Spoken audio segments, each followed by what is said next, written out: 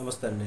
గొప్పగా ఎదిగిపోద్ది, సక్సెస్ అయిపోద్ది, సపోర్ట్ ఉంది, వారికేమి తిరుగులేదు, మనమే నష్టపోతాము అనేటటువంటి ఆ విధంగా భావించేటటువంటి అమాయకులు తెలుసుకోవలసినటువంటి ఒక విషయం.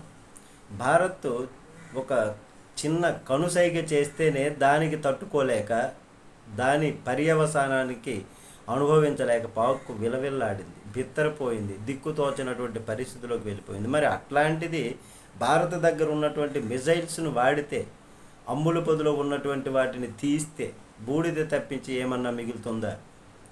మన దగ్గర ఉన్నటువంటి మిజైల్స్ తీవ్రతను, పవర్ను గమనిస్తే ఒకసారి కనుక దాని పవరు, కెపాసిటీ ఎట్లాంటిదే అన్నది మనం గమనిస్తే, పాకిస్తాన్ గెలవడం అన్నది అది కలలోని కూడా జరగదు కదా.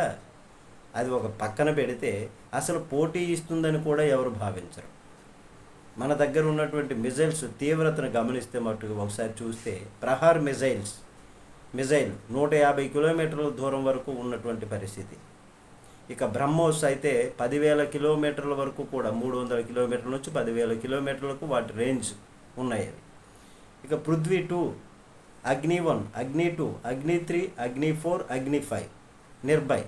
అగ్ని 5 అయితే 5,000 కిలోమీటర్ల దూరంలో ఉన్నటువంటి దాన్ని గుర్తించి ధ్వంసం చేసేటటువంటి దూరం వరకు ప్రయాణించేటటువంటి వెసులుబాటు ఉన్నటువంటిది.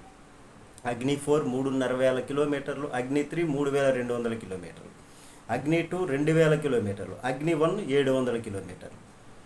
నిర్భయ్ అయితే 800 కిలోమీటర్ల దూరం వరకు వెళ్తున్నటువంటిది గమనించి వాటిని ధ్వంసం చేసేటటువంటి శక్తి సామర్థ్యం కలిగి ఉన్నటువంటి ఇవన్నీ కూడా. మరి పృథ్వీ అయితే 350 కిలోమీటర్లు, బ్రహ్మోస్ అయితే 300 కిలోమీటర్ల నుంచి 10,000 కిలోమీటర్ల దూరంలో ఉన్నటువంటి వాటిని గుర్తించి నాశనం చేసేటటువంటి కెపాసిటీ, రేంజ్ ఉన్నటువంటివి క్షిపణులు ఇవి. మరి వీటన్నింటినీ భారత్ ఏమైనా బయటికి తీస్తే పాకిస్తాన్ ఏమైనా మిగులుద్దా? బూడిద తప్పించి ఇంతవరకు ఏవో అనామకమైనటువంటివి చిన్న చితక డ్రోన్లనే ఉపయోగించింది, పిచ్చ డ్రోన్లని ఉపయోగించి దాంతో పాకిస్తాన్ కకావికలం అయిపోయింది, అల్లకొల్లాలం అయిపోయింది, దిక్కు తోచనటువంటి పరిస్థితిలోకి వెళ్ళిపోయింది.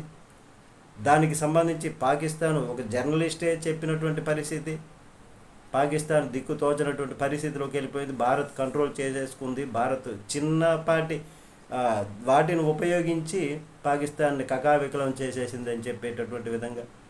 మరి వీటన్నింటినీ ఉపయోగిస్తే సరిగ్గా గనక చేస్తే ఏమైపోతుందో పాకిస్తాన్, ఈ విషయం తలుచుకుంటేనే అయ్యో పాపం అనిపిస్తుంది. నమస్తే.